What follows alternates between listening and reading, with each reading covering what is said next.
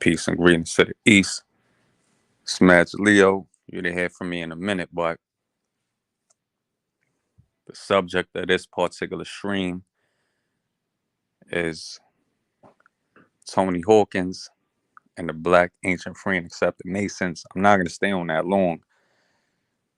There's just certain things I'm going to talk about.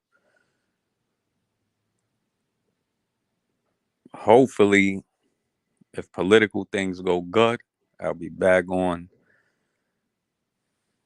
doing regular lectures and stuff like that in the near future. But basically, this particular lecture or address is dealing with what it says in the title. Now, the reason I find this important is that the brother, Tony Hawkins, is my brother. I deal with him. I like him, love him. He's very important to the Masonic community. And I'm pretty sure a lot of people understand this. But in the upcoming year, try to tune in more. Like his channel is John G. Jones Research, number 147, which deals with the research lodge under his jurisdiction, which is the John G. Jones Grand Lodge of California, Ancient Free and Accepted Masons. Now, when I say Black Ancient Free and Accepted Masons, don't take it to mean that it's only for Black people or nothing like that. Check out his stuff because a lot of times he doesn't, like when I speak to him, this is not a slight at all. He doesn't have the best promotion a lot of times. A lot of times, a lot of individuals should get more active in terms of the promotion masonically. So even though like you'll see certain things on like, let's say TikTok or Instagram or whatever, you have a lot of mainstream Masons that go at him, Prince Hole Mason sometimes, stuff like that. He pretty much stays focused on the mission. You don't want to get thrown off your guard or confused, which is what tends to happen a lot of times. People get caught up so much into the recognition aspects of masonry that it kills masonry in its progress. It's just a fact. It does. For example, you have the people that argue with Brother Tony about being clandestine and stuff like this. And a lot of these individuals don't understand basic the basics of the English language. Not to digress, like to make it brief, the whole subject of clandestine masonry, that has nothing to do with one Grand Lodge not recognizing another. It does in the sense that certain Grand Lodges will use that terminology in their constitution and bylaws. Oh, this is a clandestine lodge. And what that means is someone we don't recognize. That's not the intended meaning of the phrase. It's not. All you have to do is pick up an English dictionary. Granted that certain words have a certain connotation within a certain type of culture, subculture, whatever. Clandestine means to be doing something secretly in a manner that represents what's called subversion, meaning going against an established authority. So if you have a Grand Lodge, I'm saying what the intended meaning of it was from the beginning. If you have a Grand Lodge and then you have a daughter lodge of your Grand Lodge that's doing something secretly, subversively against the Grand Lodge, that's clandestine. Simple and plain. But I don't want to digress. Anyway, so the brother has John G. Jones Research, number 147. That's a channel. He always lectures, and that's good. A lot of times he doesn't always speak about some of the progressive accomplishments within his particular jurisdiction or other jurisdictions. For example, I was speaking with him the other day, and this has nothing to do with the esoteric aspects of the craft and things like that. It just has more to do with the organizational aspects of the craft. For example, I'll tell him like, yo, because the brother accomplishes a lot within the Masonic community.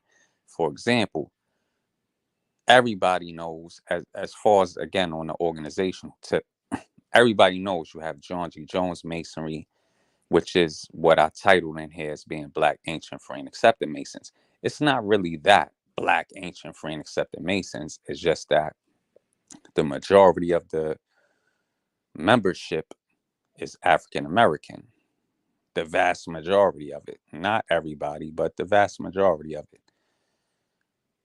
When I first came into Masonry, that's what I came into. John G. Jones Masonry. I wouldn't call it Black Ancient Free and Accepted Masons, but whatever, you could call it that if you want. If we're being fair, everybody knows that John G. Jones was a Prince Hall Mason back in the 1800s. If you know your history, he was doing clandestine stuff. That's in the official meaning of clandestine, meaning he was still high up in the Prince Hall ranks in Illinois and basically broke off. He didn't even break off at that time. He was already starting lodges without the permission of his Grand Lodge and things like that. So put it this way, he was planning to break off. He was already doing his thing and he got caught doing it, and then they expelled him. But it didn't matter in the sense that when people talk about lineage, they make it and they try to paint it. I'm talking about like the mainstream perspective of things. They try to paint things in a way like, oh yeah, he just got expelled and there's no lineage. Yes, there is lineage. He was a Mason. He didn't make nothing up out of the out of the thin air. He's already a Mason doing his own thing. So the lineage is there. The same thing with Prince Hall, if we're gonna be honest about it. Prince Hall's lodge, African lodge, got struck off the rolls of the Grand Lodge of England in 1813, prior to the creation of the United Grand Lodge of England in the same year. Why did they get struck off the rolls? They published all of that because of non-payment of dues and non-communication. So if you want to say that the lineage is broken, you have to apply the same rules to Prince Hall that you would apply to this man, John G. Jones. You would have to. So all of that is, again, it's a waste of time. It stops progress. So with this particular brother, Tony Hawkins, like I said, he pretty much stays active and he does a lot of stuff that he doesn't brag about. Like the last time I spoke to him, I was being facetious, but I'm like, yo, bro, you should kind of brag about this in terms of doing certain positive things that are progressive in the craft. I don't want to confine it to, like I said, the African American community, because if you're really involved in Masonry in America, yeah, you have certain Masonic bodies that are probably more Caucasian in terms of membership, and then you have others that are more Black in terms of membership. But there are different ethnicities in all of these organizations. So, like I said, don't let the Black ancient free and accepted Mason thing confuse you. But anyway, for example, if you're familiar with PHO, which is Prince Hall Origin, Prince Hall Masonry, that's the original Prince Hall body. PHA is the mainstream Prince Hall body. Don't let that confuse you either. But the original Prince Hall body is Prince Hall Origin. That's a fact. We don't have to get into those politics of how individuals, I would say, I don't want to say everybody's lying, but at the administrative levels of Prince Hall Masonry, PHA, they lie a lot. The administrative people, meaning grandmasters, past grandmasters, stuff, they lie a lot. Just like it's been debunked that Prince Hall was initiated with 14 other guys by Irish Military Lodge number 441 in 1775. That's false. It's not true. That's already been debunked with facts. We don't need to get into all of that stuff. But anyway, PHO is the original Prince Hall body. They never ceased operating or existing. Never. They still exist. Anyway, the relevance is that Brother Tony Hawkins, for example, with their national grandmaster, because they have a national Grand Lodge system. PHA, not everybody in PHA, I'm just saying like the popular narrative, they would say that's an irregular structure. That's not an irregular structure. The reason it's not an irregular structure is because if you go to England, let's just say with the UGLE, United Grand Lodge of England, it's a national Grand Lodge. And then they have provincial Grand Lodges, which in my opinion would be equivalent to state Grand Lodges that are subordinate to the National Grand Lodge. So it's not an irregular structure.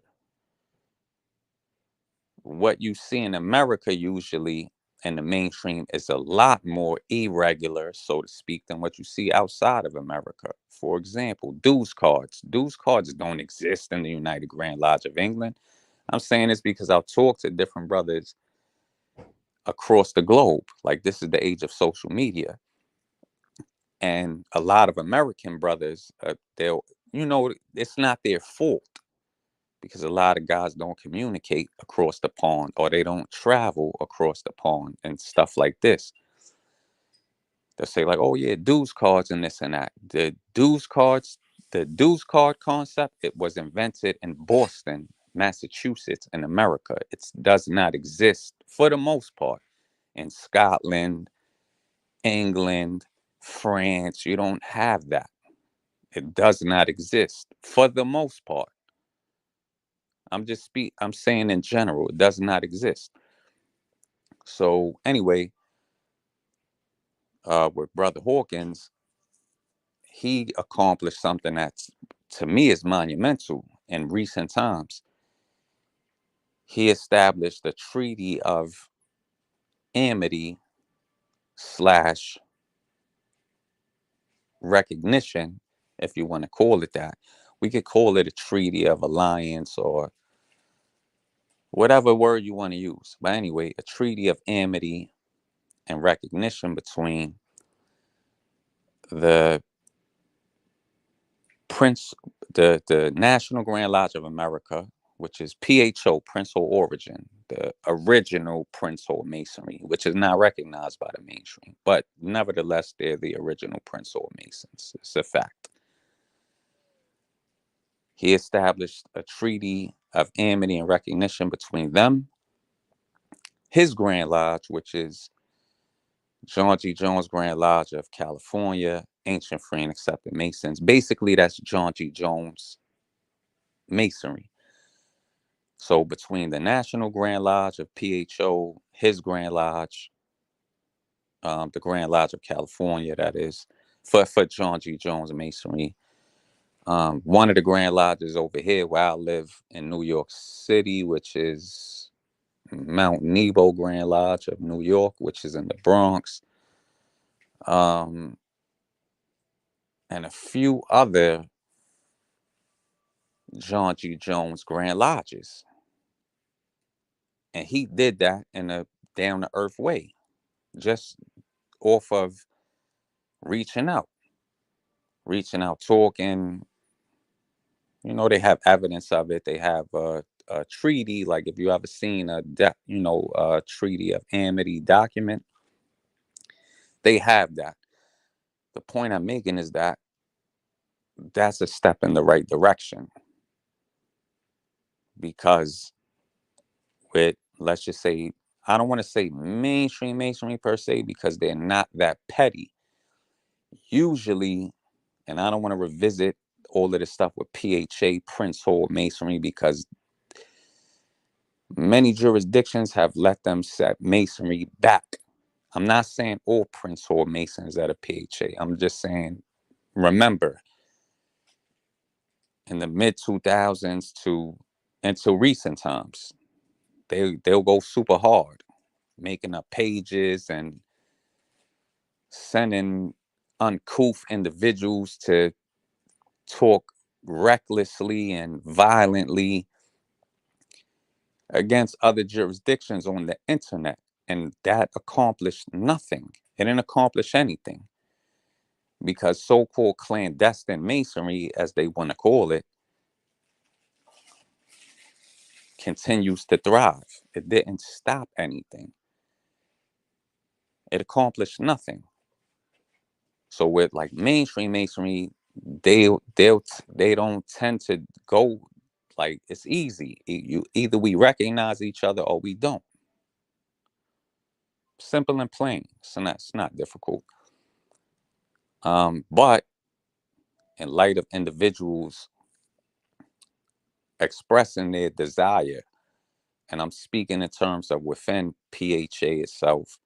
I'm not talking about the administration. I'm just talking about the lady, meaning the general body of membership.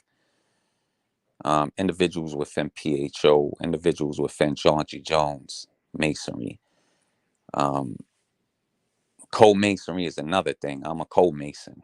I have nothing to do with none of the mailcraft organizations directly. Individuals have expressed already their desire for unity. It makes sense. So the brother has done that. Like I said, I just think he doesn't have the best promotion. And it's not just him. It's the same thing with mainstream masonry. If you look at it, it's millions of us. I'm speaking in general in terms of masonry. There are millions of us. So if there are millions of us, why, which there are, I'm sure, why, if you look at the different podcasts, for example, Masonic Roundtable, which I subscribe to and I tune into, I love the podcast. Why there's 17,000 subscribers, every episode is going to get 300 views, stuff like that. But there are millions of Masons. How come our numbers, I'm speaking in general, how come our numbers are do like they do so poorly? That shows you that a lot of Masons are not active. That's the best way I could put it. A lot of Masons are just not active. And a big part of that problem, a very big part of that problem, is that whole campaign against who's recognized and who's not recognized and all of that nonsense, because it turns people off. They don't want to be involved in that. They don't. And I could say for sure, as just as well as any brother that's really active in masonry and is serious about the purpose of masonry, they know that we don't have these recognition problems in our everyday walks of life. We don't, because we don't care about it. If you can't visit my lodge, fine. You can't. That doesn't mean we're not going to chop it up with each other and vibe with each other as Masons. Yeah, we're going to follow the rules and that. Oh, yeah, we're not going to talk about passwords and words and grips, blah, blah, blah. Of course, yeah, granted, because nobody wants to get suspended or expelled. But it's semantics and it's a bunch of nonsense. Just like with PHA, for example, you see where I'm at in New York City, the most worshipful Prince Hall Grand Lodge of New York. In the past couple of years, they initiated, passed, and raised several prominent individuals in our government. I'm talking about in New York, Mayor Eric Adams, him, the commissioner of the New York Police Department, and several other prominent individuals. Now, the commission of the NYPD has set down. Why? Because there's a big criminal investigation against Mayor Eric Adams over here. So what are we gonna do? Say, oh yeah, look, Prince Hall Masonry is corrupt. Look at all these guys that they just initiated in the government that they have an ongoing case right now. It's a fact. It's silly and it's stupid. Personally, I wish the best for those brothers, Masonically speaking. But anyway, like I said, the whole purpose of this lecture is to say what I said. Like brother Tony Hawkins, he has to get props. I was telling him this the other day. He just doesn't brag about it. And I think that for brothers who do watch or chime in, at least on the organizational tip of Masonry, because yes, the spiritual aspect is important. The esoteric aspect is important. The charitable aspects are important. But the organizational aspects are important. So try to support the brother, because there's no reason that we should have all of these members in our respective jurisdictions that are not going to lend a helping hand, because you see that the brother's lecturing all the time. Not every day, but he does it as much as he can. Support it.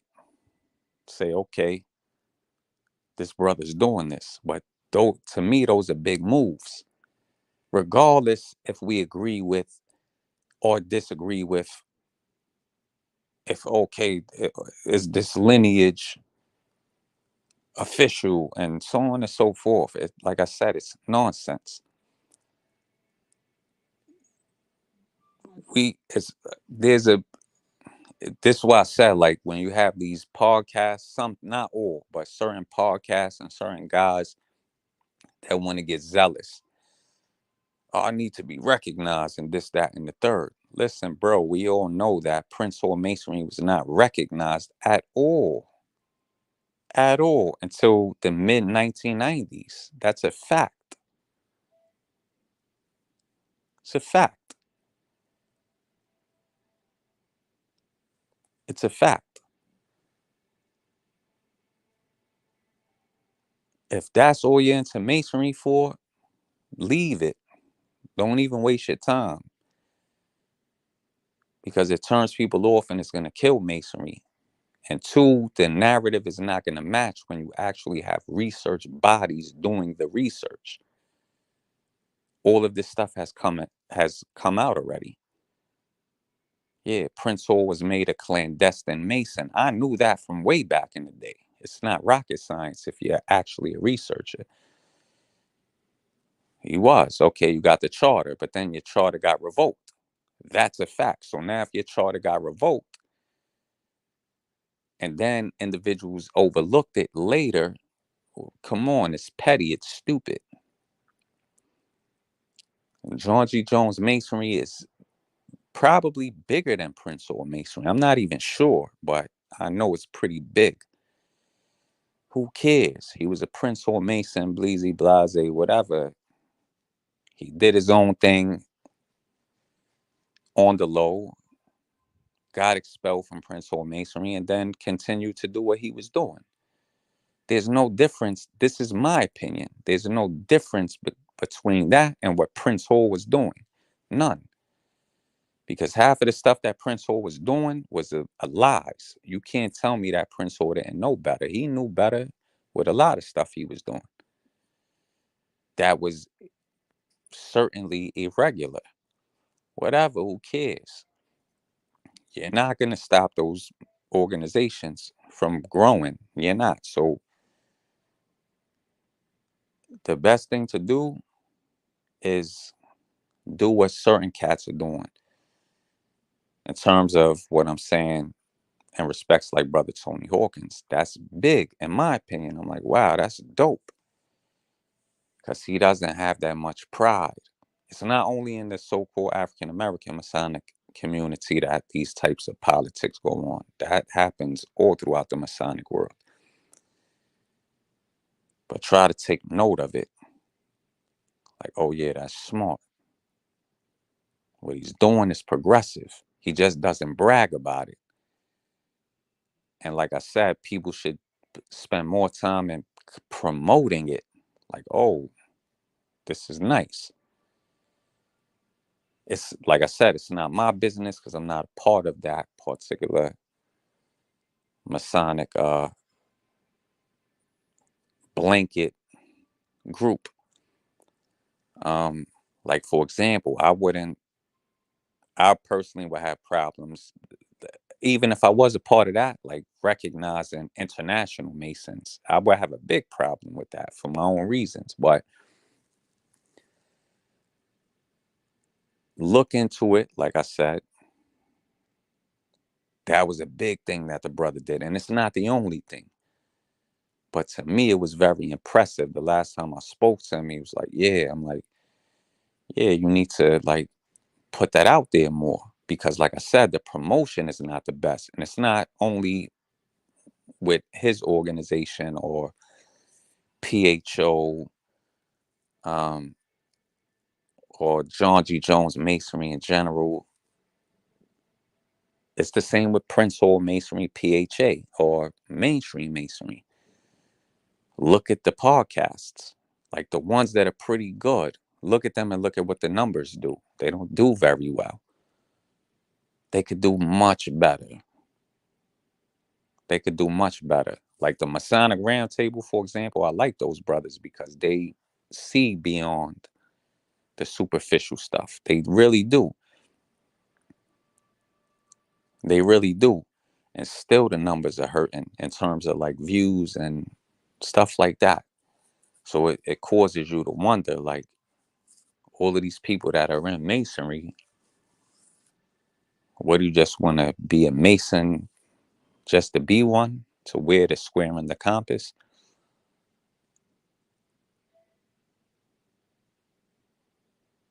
Think about it.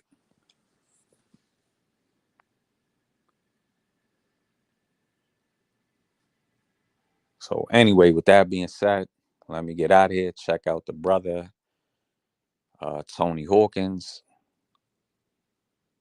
John G. Jones Research, number 147 on YouTube.